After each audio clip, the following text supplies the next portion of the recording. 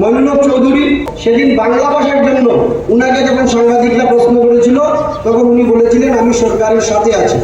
কালাইন সত্যরঞ্জন কলেজে উন্মোচন হলো বাংলা ভাষা হুতাত্মা স্মারক। রবিবার আনুষ্ঠানিকভাবে স্মারকের উন্মোচন করেন ভাষা হুতাত্মা কালাইলাল নিয়োগীর পুত্রবধূ মধুমিতা নিয়োগী। এরপর স্মারক নির্মাণ সমিতির সভাপতি নিত্যগোপাল দাসের পৌরোহিত্যে আয়োজিত হয় এক আলোচনা সভা ও সাংস্কৃতিক অনুষ্ঠান। এতে মুখ্য বক্তা হিসেবে উপস্থিত ছিলেন বাংলা সাহিত্য সভা অসমের রাজ্য কমিটির সাংগঠনিক সম্পাদক তথা বিশিষ্ট লেখক অসিত চক্রবর্তী। এছাড়া উপস্থিত ছিলেন কালাইন সত্যরঞ্জন কলেজের অধ্যক্ষ ডক্টর বিজিত গোস্বামী, অবসরপ্রাপ্ত অতিরিক্ত জেলা আয়ুক্ত ফজলুর রহমান লস্কর, শিক্ষাবিদ পরেশ চন্দ্র পাল, ডক্টর এম.আই. বরভুইয়া, কাটিগড়ার প্রাক্তন বিধায়ক অমর চাঁদ জৈন, প্রাক্তন জেলা পরিষদ সদস্য সুব্রত চক্রবর্তী, সমাজসেবী আজিজুর রহমান খান, কালাইন সত্যরঞ্জন কলেজের বাংলা বিভাগের প্রভাষক প্রবীর দাস, মৃদুল মজুমদার, সুখেন্দু কর, প্রাক্তন জিপি সভাপতি সন্দীপ দাস, ভাষা হুতাত্মা কানাইলাল নিয়োগীর নাতি অভিষেক নিয়োগী প্রমুখ। অনুষ্ঠান সঞ্চালনা করেন বাংলা সাহিত্য সভা অসমের রাজ্য সমিতির প্রচার সম্পাদক সুমন দাস ও কলেজের প্রাক্তন ছাত্র সংস্থার সম্পাদিকা জুই সূত্রধর। ব্যুরো রিপোর্ট, আজকের বরাক। কলেজে যে শহীদ বেদি নির্মাণের পরিকল্পনা নেওয়া হয়েছিল এবং আজকে সেটা উন্মোচন হলো। এটা শুধু শহীদ বেদি হবে আর আজকের দিন অনুষ্ঠান করবো, প্রতি বছর 19-এর অনুষ্ঠান করবো, বিভিন্ন বক্তারা বক্তব্য রাখবেন, সেটা নয়। সেই শহীদ বেদি থেকে আমাদের কি শিকার আছে সেগুলা আমরা একে অন্যকে বলতে হবে, ভাবতে হবে যে বাংলা ভাষার জন্য যারা প্রাণ বিসর্জন দিয়েছেন, বলিদান দিয়ে জীবনের বলিদান দিয়েছেন, তাদেরকে আমরা স্মরণ করা এবং কিসের জন্য দিয়েছিলেন। আমরা ইতিহাস মনে রাখি না, যারা ইতিহাস মনে রাখে না তাদেরকে পুনরায় সেই ভয়ঙ্কর ইতিহাসে ফিরে যেতে হয়। আমার কাছে অনুরোধ রাখবো যে আমরা যে আজকে মাতৃভাষায় কথা বলতে পারছি সেটা সেই 11 জনের আত্মবলিদানের পরিপ্রেক্ষিতে। যদিও আমরা আত্মবলিদান করি ওদের ক্ষেত্রে, কিন্তু ওদেরকে হত্যা করা হয়েছিল। তৎকালীন সরকার অত্যন্ত সুপরিকল্পিতভাবে এদেরকে হত্যা করা হয়েছিল। আমরা 1960 ইংরেজিতে তৎকালীন সরকার পক্ষের যে দল ছিল সেই দলের একটা দিশপুরে একটা বৈঠক করে 1960 ইংরেজির 21 এবং 22 এপ্রিল একটা সিদ্ধান্ত নিয়েছিল যে আসামি ভাষাকে আসামের সরকারি ভাষা করার জন্য একটা প্রস্তাব পাশ করেছিল। তৎকালীন সময়ে সেই সরকার পক্ষেরই বরাক তৎকালীন অভিভক্ত কাছাড়ের 10 জন সদস্য সেটার বিরোধিতা করেছিল সেই প্রস্তাবে, কিন্তু ওদের বিরোধিতা তেমন কাজে আসেনি এবং কাজে না আসার জন্য এই প্রস্তাবটি 21 এবং 22 এপ্রিল সেটা প্রস্তাব তৎকালীন কংগ্রেস সরকার ছিল, চালিয়া সরকার, সেখানে পাস হয়েছিল যে আসামি ভাষাকে রাজ্যিক সরকারি ভাষা করা হবে। তো পরবর্তী সময়ে 1961 ইংরেজিতে তো আমাদের কাছাড়ে বরাক সংগ্রাম পরিষদ বলে একটি পরিষদ গঠন করা হয় এবং বিভিন্ন স্থানে সত্যাগ্রহের মাধ্যমে সেটার প্রতিবাদ করা হচ্ছিল, ধর্ণা দেওয়া হচ্ছিল। 1961 ইংরেজি 19শে মে বিভিন্ন অঞ্চলে সত্যাগ্রহ আন্দোলন চলছিল। আমাদের কাঠিগড়া অঞ্চলেও সেই আন্দোলন ছিল। কাঠিগড়া থেকে 9 জনকে অ্যারেস্ট করে গ্রেপ্তার করে ওদেরকে শিলচর কারাগারে নিয়ে যাওয়ার জন্য একটি ট্রাকে করে ওদেরকে নিয়ে যাওয়া হচ্ছিল। শিলচর রেলওয়ে স্টেশনের সামনে শিলচর থেকে যারা আন্দোলনকারীরা ছিলেন বা সত্যাগ্রহ করছেন ওনারা সেটাকে দেখতে পান, কিন্তু সরকার পূর্ব পরিকল্পিতভাবে গোলাবারুদ জমা করে রেখেছিল, পুলিশ মোতায়েন করে রেখেছিল, বিভিন্ন রেজিমেন্টের ব্যবস্থা সেখানে উপস্থিত করে রেখেছিল এবং কাঠিগড়া থেকে ট্রাকে করে যে 9 জনকে নিয়ে যাওয়া হচ্ছিল শিলচর রেলওয়ে স্টেশনের সামনে যাওয়ার পর সেই ট্রাকটিকে রুখে দেওয়া হয়, আন্দোলনকারীরা রুখে দেন। কিন্তু কোনো ষড়যন্ত্রমূলকভাবে কিছু রিপোর্টে প্রকাশ পেয়েছে যে পুলিশের ষড়যন্ত্রে বা আরও অন্য কিছু ষড়যন্ত্রে সেটা তদন্ত রিপোর্ট প্রকাশ্যে আসেনি, কিন্তু কেউ ট্রাকটিকে আগুন ধরিয়ে দিয়েছিল এবং এই আগুন ধরানোর পরিপ্রেক্ষিতে নির্বিচারে যে তৎকালীন সরকারের যে আধিকারিকরা ছিলেন, প্রশাসনিক স্তরে কার্যকর্তারা ছিলেন, নির্বিচারে ওদের পায়ে গুলি না করে ওদের বুকে এবং মাথায় গুলি করা হয়েছিল। সেই সময় শিলচরের তৎকালীন মুখ্যমন্ত্রী উপস্থিত ছিলেন এবং উনার শিলচার উপস্থিতিতে প্রথমে 10 জন পরে পরের দিন আরেকজনের মৃত্যু হয়। আহত অবস্থায় ওনাকে মেডিকেলে নিয়ে যাওয়ার পর মৃত্যু হয়। মোট 11 জন শহীদ হয়েছিলেন। ওই সময় শাস্ত্রী প্রাইম মিনিস্টার উনি এসেছিলেন আমাদের ঘরে। তো আমাদের সংসারের সব কিছু খবর টবর নিলেন, বলেন যে যতটুকু আমাদের ক্ষমতা হবে আমাদেরকে বলবেন, আমরা সাহায্য করব। তো এটাই আমাদের একটা গর্ব যে প্রাইম মিনিস্টার আমাদের ঘরে এসেছিলেন, আমাদের এখানে দর্শন দিয়েছিলেন। তো কোনো সময় ভাবি যে এই পরিবারে আমি জন্ম হয়ে একটা গর্বিত মনে হয়। তো আমি এটাই বলতে চাইবো যে আমাদের বাংলা ভাষাটাকে আপনারাই হাতে ধরে এটা আগে বাড়াবেন। এই 17 জন কলেজে আমাকে আমন্ত্রিত করা হয়েছে 19শে মে উপলক্ষে। আমি 19শে মে কানাইলাল নিয়োগীর সম্বন্ধে আপনারা সবাই জানেন, একাদশ শহীদের মধ্যে একজন। আমি ওনার বড় ছেলের বউ। সেই সুবাদে আমি আজকে এখানে আমন্ত্রিত হয়েছি এবং আমার খুব ভালো লেগেছে এখানে এসে। বাংলা ভাষাকে, যেহেতু আমরা বাঙালি, বাংলা ভাষাকে আমরা সম্মান জানিয়ে আজকে সত্যরঞ্জন কলেজে একটা শহীদের, একাদশ শহীদের স্মৃতিসৌধ বানাতে পেরেছেন। সবাই অক্লান্ত পরিশ্রমী সেটা হয়েছে এবং এই স্মরণিকা যেটা তৈরি করতে উৎসাহিত করেছেন তিনি হলেন নিত্যগোপাল দাস, যেটা আমি আমার পূর্ব বক্তাদের মুখে শুনেছি। তো বেশ ভালোই লেগেছে। আশা করি উনি ভবিষ্যতেও আরো কিছু করবেন সমাজের জন্য। আমাদের উচিত বাংলা ভাষাকে আমরা রক্ষা করব এবং যতটুকু পারি যারা উৎসাহিত তাদেরকে আরো উৎসাহ করব যে তোমরা বাংলা ভাষার সম্মান দিয়ে যাও। প্রথম প্রশ্ন করব, আজকের দিনে 11 শহীদ আত্মাহুতি দিয়েছিলেন, আত্মবিসর্জন করেছিলেন, রক্ত ঢেলে দিয়েছিলেন শিলচর রেল স্টেশনের বুকে। এই যে আন্দোলন হয়েছিল, সেই আন্দোলনের তো একটা উদ্দেশ্য থাকে। কি ছিল তার উদ্দেশ্য, কি ছিল লক্ষ্য? উত্তর পরিষ্কার। প্রধানত 2টি বিষয়। প্রথম থেকে বাংলা যেটা হারিয়ে যেতে বসেছিল, আমরা সেটাকে ঘুরে পেতে চাই। মাতৃভাষায় শিক্ষার জন্য সেদিন তারা আত্মাহুতি দিয়েছিলেন, আত্মবলিদান করেছিলেন। আর 2, অফিসিয়াল ল্যাঙ্গুয়েজ, দাপ্তরিক ভাষা হবে বাংলা।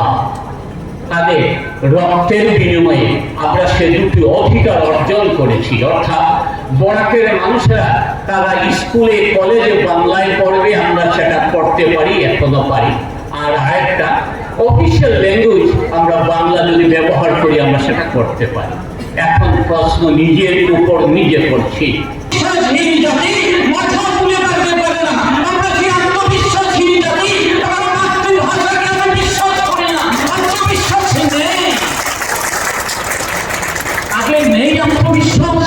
শিক্ষিত সমাজে নেই।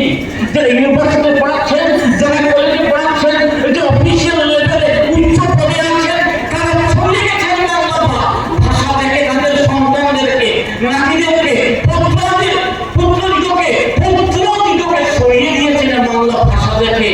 তাহলে কে যাবে বাংলা মাধ্যমের স্কুলে পড়াশোনা করতে?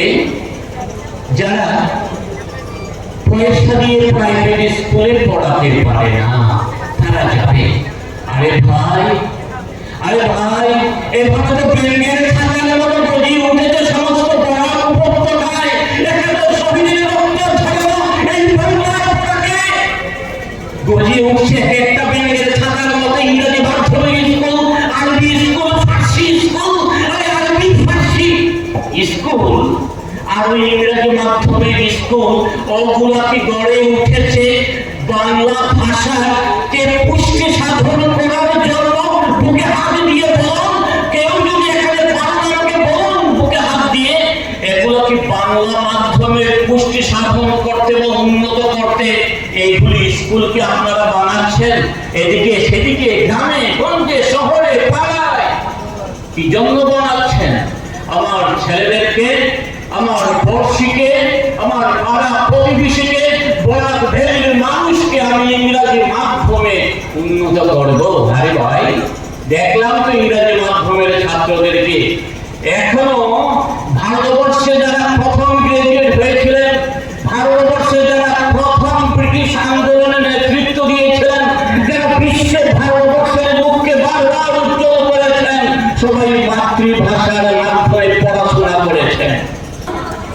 যে ছেলেটা ডাক্তারি পড়ে, যে সায়েন্স নিয়ে পড়ে, তাকে বলুন ডিএনএ কাকে বলে? ডিএনএ টেস্ট করান, ডিএনএ টেস্ট করে দেবে আপনার কারো রক্ত, ভারতবর্ষের কোন মানুষের রক্ত আরো Iran, Iraq, Britain, new York, বিদেশের কোন মানুষের সাথে রক্ত মিলবে না, তার সামঞ্জস্যের সাথে মিলবে ভারতবর্ষের মানুষের সাথে। যে মন্দিরে যায় কার সাথে মিলবে, যে মসজিদে যায় কার সাথে মিলবে, যে গির্জায় যায় কার সাথে মিলবে। তাই আপনার আমার রক্ত কেন বিভেদ? কে কানের পাশে বলে দিয়ে যায়, বিভেদের বিদ্বেষের বীজ ছড়িয়ে দিয়ে যায়। তার কাছ থেকে বাঁচতে হবে, তার কাছ থেকে বাঁচলেই আর রক্তের কথা মনে হলেই, এক রক্তের কথা মনে হলেই এক ভাতৃত্ববোধ আসবে। সেই এক ভাতৃত্ববোধের কারণে ভারতবর্ষকে এক হতে হবে, সমস্ত মানুষকে এক হতে হবে। আমার পড়শির ভাষা অসমীয়া, সে আমার মা না হোক মাসিমা তো বটে। আমার পড়শির ভাষা বাংলা, সে আমার মা না হোক মাসিমা তো বটে। মা আর মাসিমাকে সমান সম্মান করা শিখতে হয়। তাই বলছিলাম বিবেকানন্দ আন্তর্জাতিক পুরুষ হয়েছেন, শঙ্করদেব আন্তর্জাতিক পুরুষ হয়েছেন, শ্রী চৈতন্য আন্তর্জাতিক পুরুষ হয়েছেন। এই জন্য যে তারা সংকীর্ণতার মধ্যে তাদের সৃষ্টি কর্মকে, তাদের উদারতা মনকে আবদ্ধ রাখেননি, আমাদেরকে আরো উদার হতে হবে। এই আশা রেখে, এই আহ্বান রেখে, আর সর্বশেষ আহ্বান, আত্মবিশ্বাস রাখুন, নিজের ছেলে মেয়েকে বাংলা মাধ্যমের স্কুলে পড়ান। ভাষা আন্দোলনের যে ঘটনা ঘটেছে, তিনি বাংলা ভাষাকে তিনি সাপোর্ট দেননি। বিভিন্ন তথ্য দলিলগুলি এখনো আছে, আমার কাছেও আছে। তিনি ব্রহ্মপুত্র উপত্যকায় অসমীয়া ভাষার সমর্থনে এবং বোরাকে অসমীয়া ভাষার সমর্থনে তিনি মিছিল বের করেছিলেন। তার নেতৃত্ব ছিলেন মনির হক চৌধুরী।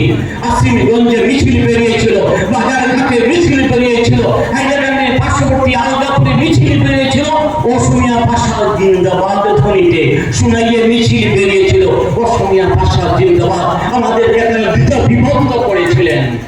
কেন মিছিল বেরিয়েছিল? কেন বাংলা দুভাগ হলো? এই কথাটি তো বলতে এসেছি। আপনারা যারা মসজিদে যান বাংলা কথা বলেন, আমরা যারা মন্দিরে যাই বাংলা কথা বলি। আমরা রক্ত আপনি বিশ্বাস করবেন না, আমি মসজিদে যাই এটা বিশ্বাস করি না। কেন করি না?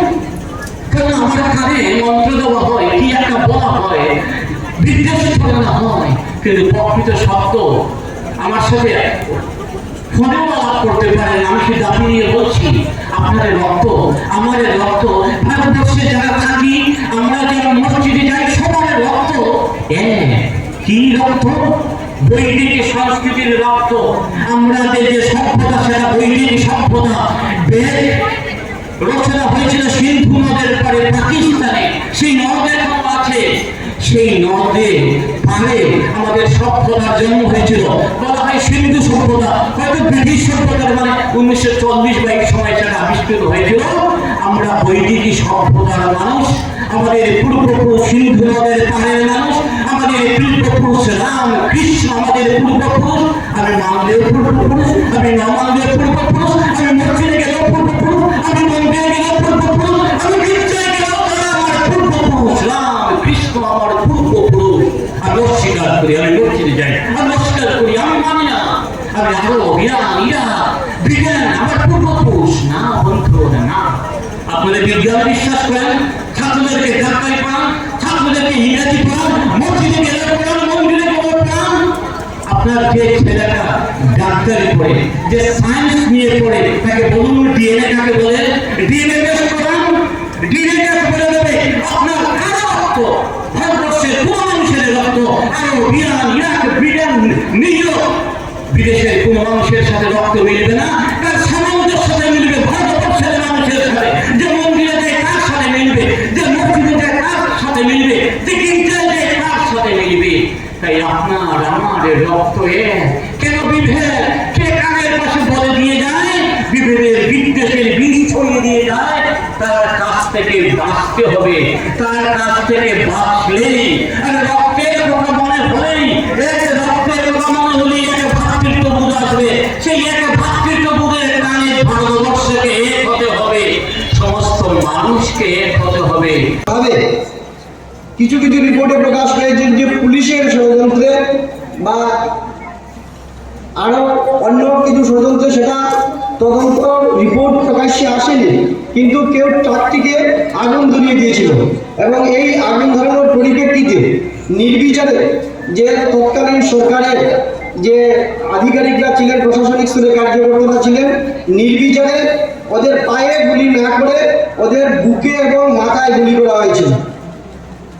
করা হয়েছিল। সেই সময় শিলচরের তৎকালীন মুখ্যমন্ত্রী শিলচরে উপস্থিত ছিলেন এবং উনার শিলচর উপস্থিতিতে প্রথমে 10 জন পরের দিন আরেকজনের মৃত্যু হয়, আহত অবস্থায় ওনাকে মেডিকেলে নিয়ে যাওয়ার পর মৃত্যু হয়, মোট 11 জন শহীদ হয়েছিলেন। দুদিন পর যখন মুখ্যমন্ত্রী শিলচর ত্যাগ করে যাচ্ছিলেন, সাংবাদিকরা ওনাকে জিজ্ঞাসা করছিল যে এই 11 জনের যে মৃত্যু হয়েছে সেটার কারণ জানার জন্য, তাই তিনি কোনো সদুত্তর না দিয়ে উনি শিলচর ত্যাগ করেছিলেন। ওনার সঙ্গে ছিলেন তৎকালীন কৃষিমন্ত্রী ময়ূরভ চৌধুরী, যিনি অনেক আমরা বরাকের বিভিন্ন ইনস্টিটিউট আমরা বলি উনি প্রতিষ্ঠা করেছেন, সেটা ঠিক, কিন্তু সেদিন বাংলা ভাষার জন্য উনাকে যখন সাংবাদিকরা প্রশ্ন করেছিল তখন উনি বলেছিলেন আমি সরকারের সাথে আছি। সেই বক্তব্যটি উনি সাংবাদিকদেরকে বলেছিলেন। আর পরবর্তী সময়ে যখন 20শে জুন অবিভক্ত কাছাড়ে এই 11 জন শহীদের স্মৃতিতর্পণ হচ্ছিল, ওদের স্মৃতিতে 20শে জুন যে স্মৃতিতর্পণ হচ্ছিল, সেই স্মৃতিতর্পণে হাইলাকান্দি শহরে দাঙ্গা হয়েছে। পূর্ব পাকিস্তান থেকে লোক এসে দাঙ্গা করেছে এবং সেই পূর্ব পাকিস্তানের সেই দাঙ্গাবাজরা হাইলাকান্দি শহরের নতুন বাজার এবং লক্ষ্মী শহরে দোকানপাটের লুটপাট চালিয়েছে এবং সেই সময় ইন্সপেক্টর জেনারেল হায়দর হোসেন সেখানে উপস্থিত ছিলেন হাইলাকান্দি শহরে। উনার উপস্থিতিতে, আইজিপি হায়দর হোসেনের উপস্থিতিতে সেখানে দাঙ্গা হয়েছে। সেই হায়দর হোসেন তখন কোনো ব্যবস্থা নেননি এবং অবাধে লুটপাট চলছে এবং তৎকালীন কেন্দ্র সরকার সেটা সম্বন্ধে ওয়াকিবহাল ছিল, কিন্তু চাচা নেহেরু কোনো ধরনের ব্যবস্থা নেননি। পরবর্তীকালে জাতীয় পর্যায়ের তৎকালীন জনসংঘের যিনি সভাপতি ছিলেন ডক্টর দীনদয়াল উপাধ্যায় জাতীয় স্তরে জনমত তৈরি করেছিলেন এবং পরবর্তীতে সেই হাইলাকান্দি শহরে, নতুন বাজার এবং লক্ষ্মী শহরে যে দাঙ্গা হয়েছিল সেটা আপাতত সাময়িকভাবে স্থগিত হয়েছিল। শিলচরকেও ঘেরাও করা হয়েছিল 20শে জুন, যে শিলচর শহরকেও আমরা ঘেরাও করব, কিন্তু শিলচর শহরকেও তখন ঘেরাও করার পর শিলচরের সচেতন নাগরিকরা সেটা প্রতিবাদ করে এবং সবাই বেরিয়ে আসে। সেই সময় শিলচরের লোকরা রক্ষা পায়। তৎকালীন সময়ে দেশভাগের ফলে যারা পূর্ব পাকিস্তান থেকে ভারতবর্ষে এসেছিল পূর্ব পাকিস্তান থেকে বিজে পার্টি ছেড়ে একটা পরিকল্পিতভাবে ওদেরকে হত্যা করা বা এখান থেকে তাড়িয়ে দেওয়ার একটা পরিকল্পনা ছিল। প্রিয় দর্শকবৃন্দ, শীঘ্রই এলাকার বিভিন্ন স্বাদের খবরাখবর পেতে আজই আমাদের আজকের Barak ADM Facebook page like করুন এবং এরই সঙ্গে আমাদের এবি আজকের বরাক শীর্ষক ইউটিউব চ্যানেল সাবস্ক্রাইব করে বেল আইকনে ক্লিক করতে ভুলবেন না কিন্তু। আপনারা দেখছেন আজকের Barak, a house of Adrija digital media.